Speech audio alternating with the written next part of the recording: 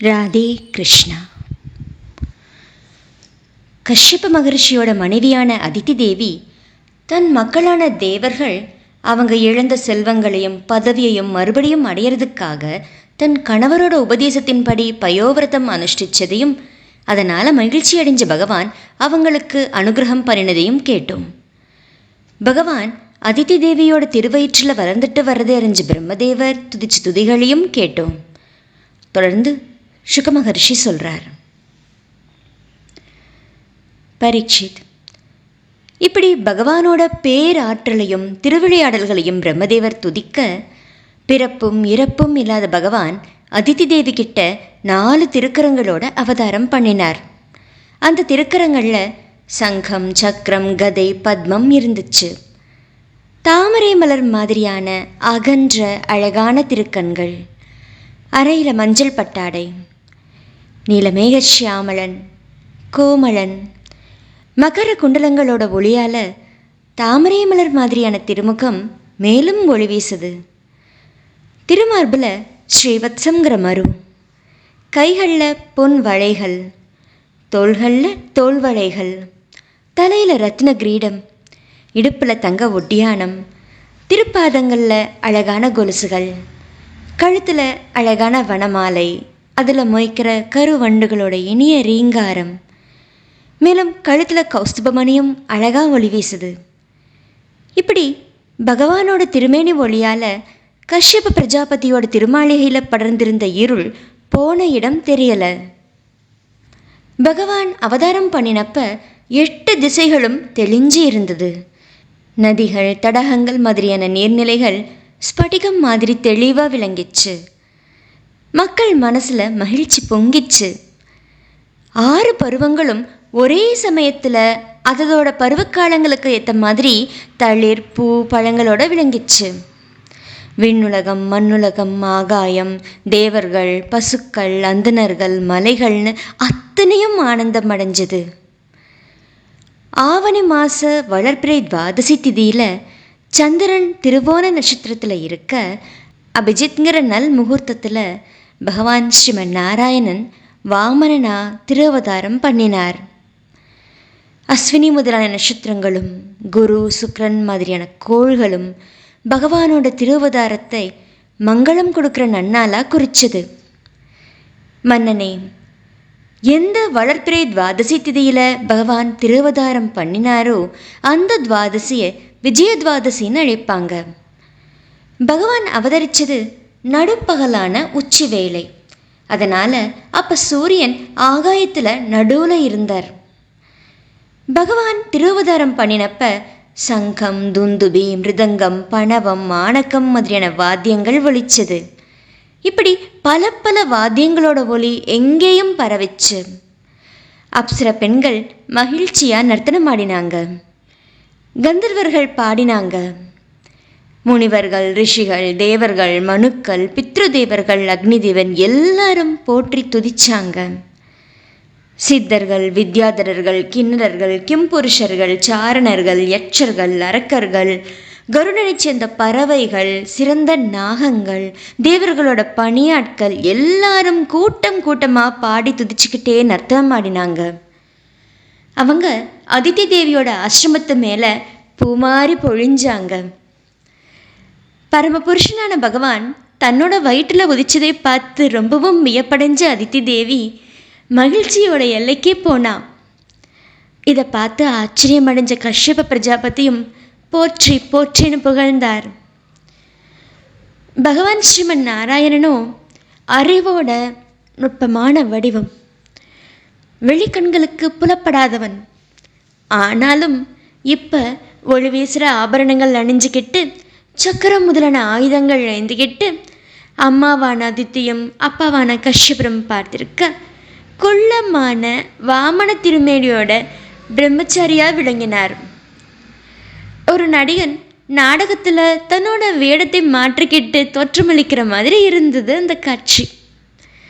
அவர்தான் யாருமே அறியாத திருவிளையாடல்களை பண்ணுறவராச்சே.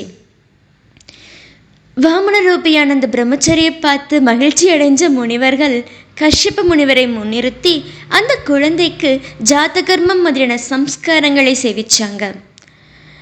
அவருக்கு உபநயனம் செய்விச்சப்ப காயத்ரியோட தெய்வத்தையான சாட்சாத் சூரிய பகவானே காயத்ரி மந்திரத்தை உபதேசிச்சார். தேவகுரு ப்ரஹஸ்பதி பூநூலையும் அப்பாவான கஷ்யபர் இடுப்புல தரிக்கிற முஞ்சி புல்லால ஆன மேகலையும் கொடுத்தார். லோக நாயகனான பகவானுக்கு பூமி பிராட்டி மாந்தோலை கொடுத்தாங்க. காட்டோட செழுமைக்கு காரணமான சந்திரதேவன் பலாச்ச தண்டத்தையும், தாயான அதித்தி தேவி கௌபீனத்தையும், விண்ணுலக தேவதை கொடையையும் கொடுத்தாங்க. வேதங்களை நாவில் கொண்ட பிரம்மதேவர் கமண்டுலவை கொடுத்தார். சப்த ரிஷிகள் குசங்கர தர்பைகளையும், சரஸ்வதி தேவி அட்சமாலையும் அழிவே இல்லாத அந்த இறைவனுக்கு கொடுத்தாங்க. இப்படி உபநயனம் செவிக்கப்பட்ட அந்த பகவானுக்கு யட்சர்களோட தலைவனான குபேரன் பிச்சை பாத்திரம் கொடுத்தான். கற்பு கனலும் லோக மாதாவும் சாக்ஷாத் பகவதியுமான அன்னபூர்ணேஸ்வரி பிச்சை வழங்கினார். இப்படி எல்லாரும் வாமன ரூபியான பகவானை கொண்டாட பெரியோனான அந்த வாமன வடு பிரம்மரிஷிகள் நிறைஞ்ச அந்த சபையையே தன்னோட பிரம்மச்சரிய தேஜஸால மேலும் ஒளிர வச்சார்.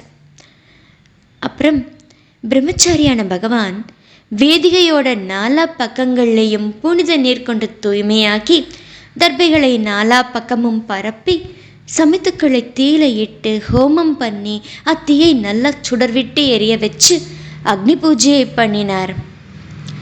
அப்ப பிருகு வம்சத்து அந்தணர்கள் நிறைய செல்வத்தோடு விளங்குற பெரும் புகழ் உடையவனான பலி சக்கரவர்த்திக்கு பல அஸ்வமேத யாகங்கள் செய்து வைக்கிறதா கேள்விப்பட்ட பகவான் அங்கே போக நினைச்சார். அத்தனை சக்திகளும் ஒருங்கே கொண்ட பகவான் அப்படி போகிறப்ப அவரோட ஒவ்வொரு திருவடி வைப்பிலையும் பூமியானது பாரம் தாங்காம நெளிஞ்சது. நர்மதா நதியோட வடகரையில் இருக்கிற பிருகு கச்சம்ங்கிற உயர்ந்த க்ஷேத்திரத்தில் பிருகு வம்சத்து அந்தணர்கள் ரித்விக்குகளாக இருந்து பலி சக்கரவர்த்திக்கு சிறந்த வேள்வியை செய்து வச்சுக்கிட்டு இருந்தாங்க. அப்போ வாமனரான பகவான் அங்கே வர அது உதயசூரியன் ஆகாயத்தில் இருந்து கீழே இறங்கி வேள்விச்சாலைக்கு பக்கத்தில் வந்துட்ட மாதிரி இருந்துச்சு. அந்த வாமன மூர்த்தியோட ஒளியில் அந்த வேள்விச்சாலையில் அமர்ந்திருக்கிற ரித்விக்குகள், எஜமானனான பலி, அவையோர்கள் அத்தனை பேரோட காந்தியும் மங்கிச்சு. இந்த வேள்வியை பார்க்க விரும்பி ஒருவேளை சூரிய பகவானே நேரில் வர்றாரோ இல்லை அக்னி தேவனோ, ஒருவேளை சனத்குமாரர் தான் வர்றாரோன்னு நினச்சி மயங்கினாங்க. இப்படி பிருகு மகர்ஷியோட புதல்வரான சுக்ராச்சாரியார் முதலானவங்க அவங்கவங்க சீடர்களோட இப்படி கற்பனை பண்ணிட்டு இருந்தப்ப வாமனமூர்த்தியான பகவான் கைகளில் குடை, பலாச்ச தண்டம், நீர் நிரம்பின கமண்டலும் ஏந்திக்கிட்டு அந்த அஸ்வமேத வேள்விச்சாலையில் நுழைஞ்சார். அறையில் முஞ்சி புல்லாலான கயிறு சுற்றி மாந்தோய் பூணல் மாதிரி அணிஞ்சிக்கிட்டு தலையில் சடை மெளிர மாயையால் பிரம்மச்சாரி வேடம் தரித்த வாமனமூர்த்தியான பகவான் ஸ்ரீ ஹரி வேள்விச்சாலைக்குள்ள வர அவரோட காந்தியால் தங்களோட ஒளியை இழந்துட்ட பிருகு வம்சத்து அந்தணர்களான ரித்விக்குகள் தங்களோட சீடர்கள் சூழ அக்னிகளோட வந்து நல்வரவு சொல்லி வரவேற்பு கொடுத்தாங்க. அவரோட வாமன ரூபத்துக்கு ஏற்ற மாதிரி அவரோட அழகான அவயவங்களும் சின்னதா ஆனால் பார்க்க தெவிட்டாததா மனசை கவரக்கூடியதாக இருக்கிறதை பார்த்து மகிழ்ச்சி அடைஞ்ச எஜமானனான பலி சக்கரவர்த்தி அவர் அமர்றதுக்கு ஒரு உயர்ந்த ஆசனத்தை கொடுத்தான். அப்புறம் பற்றற்ற யோகிகளுமே கூட கண்டு மகிழக்கூடியதான வாமன ரூபம் கொண்ட பகவானை வரவேற்று கொண்டாடி திருவடிகளை நன்னீர் கொண்டு தூய்மைப்படுத்தி முறைப்படி பூசனை பண்ணினான். பகவானோட திருவடிகளை அலம்பின அந்த ஸ்ரீபாத தீர்த்தம் அத்தனை மங்களங்களையும் ஒருங்கே நல்கக்கூடியது, பாவத்தையும் தாபத்தையும் போக்கக்கூடியது. தேவதேவனான கைலாயவாசியான சந்திரசூடனான பகவான் ஸ்ரீ பரமசிவனே மிகுந்த பக்தியோட அந்த நீரை தலையில் சூடிக்கிட்டு இருக்கார். இன்னைக்கு அந்த புனித நீர் தர்மத்தோட உண்மை அறிஞ்ச பலிக்கு கிடைச்சது. அவன் மிகுந்த பக்தியோட காதலாகி கசிஞ்சு அந்த ஸ்ரீபாத தீர்த்தத்தை தன் தலையில் தெளிச்சுக்கிட்டான். அந்தன சிறுவரே, உங்களுக்கு நல்வரவும் என்னோட வணக்கங்களும். உங்களுக்கு நாங்கள் என்ன சேவை செய்யணும்? எல்லாரும் கொண்டாடக்கூடியதான பெருமை உடையவரே, பெருந்தவசிகளான பிரம்ம ரிஷிகளோட தவப்பலன்தான் திருவுருவம் கொண்டு என் எதிரில் வந்து நிற்குதோன்னு நினைக்கிறேன். நீங்கள் இன்னைக்கு என்னோட திருமாளிகைக்கு வந்ததால் என்னோட முன்னோர்கள் மனநிறைவு அடைஞ்சாங்க.